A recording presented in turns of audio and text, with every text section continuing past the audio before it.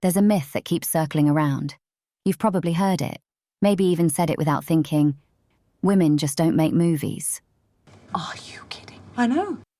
Sometimes it comes with a polite shrug. They're just not that interested in directing.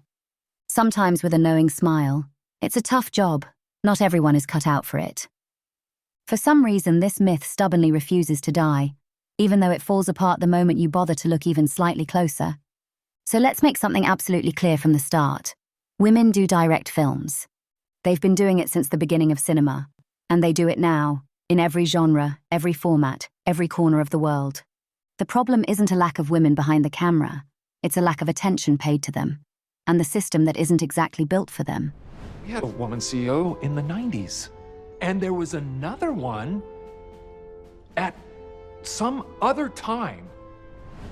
In the earliest days of filmmaking, women weren't just directing. They were shaping the language of cinema.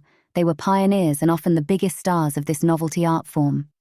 Alice Guy Blaché directed La Fée aux Choux in 1896, making it the first time anyone used this new technology to tell a fictional story, rather than just documenting trains arriving at stations. Lois Weber was once one of Hollywood's highest-paid directors, and one of the most influential from the silent era. Dorothy Arzner invented the boom microphone because she wanted her actors to move around freely on set. Women edited films, wrote them, ran studios, invented technology. So what happened? Why aren't women running the world of film anymore? Well, Hollywood industrialized, money poured in, power consolidated. And as film turned into big business, becoming a lucrative big boys club where financiers and moguls ruled, women were quietly pushed out of the director's chair. Not because they were incapable, but because the new system had already decided who film geniuses were supposed to be. Spoiler, they weren't women. Fast forward to the present day. We talk about equality, progress, opportunity, but in the places where decisions are made, old patterns still thrive. Women's films receive less funding, they get fewer screenings, less marketing. Female directors are granted less patience, less trust. Studios hesitate to give women blockbusters. Critics evaluate their films through different lenses. Award bodies reward the same types of stories, told by the same types of people. And the numbers reflect that reality. In 2024, women directed only 13.4% of the top 100 box office films. That's still an improvement compared to 2007, but nowhere near parity.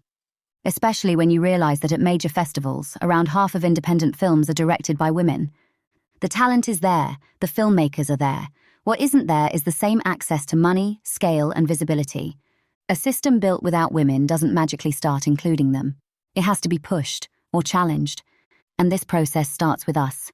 Because when audiences seek out women's films, the industry eventually has to pay attention.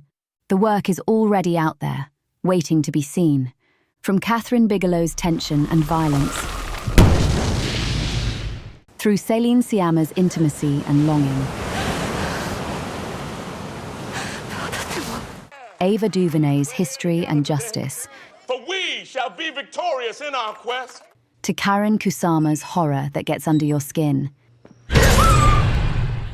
Action, sci-fi, intimate drama, international festival winners, films that changed entire genres. Not exceptions, not miracles, just filmmakers doing their job, and doing it brilliantly. The problem isn't that women can't direct, it's that their work is too often treated like a footnote. So why does this conversation still keep coming back? Because visibility shapes memory shapes canon, and canon shapes what we believe cinema is. If most high-budget, high-profile films are still directed by men, the public imagination stays skewed.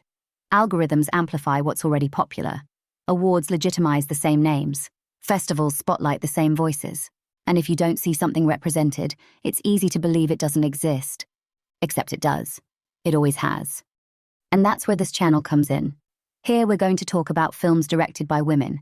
Not as a niche category, not as a special interest, but simply as cinema. Cinema that's bold, inventive, imperfect, surprising, sometimes solid, sometimes genuinely great, and sometimes so brilliant it changes what the medium can do. There are far more of these films than most people realize, across every genre, every country, every decade. Some were overlooked, some were underestimated, some were lost to time. We're going to find them, watch them, celebrate them, and give them the attention they deserve. Because the canon isn't fixed, it's curated, and we're going to curate it differently. This is A Take of Her Own, a feminist film club, 10 films at a time. I'm Sylvie, and I'll be your guide.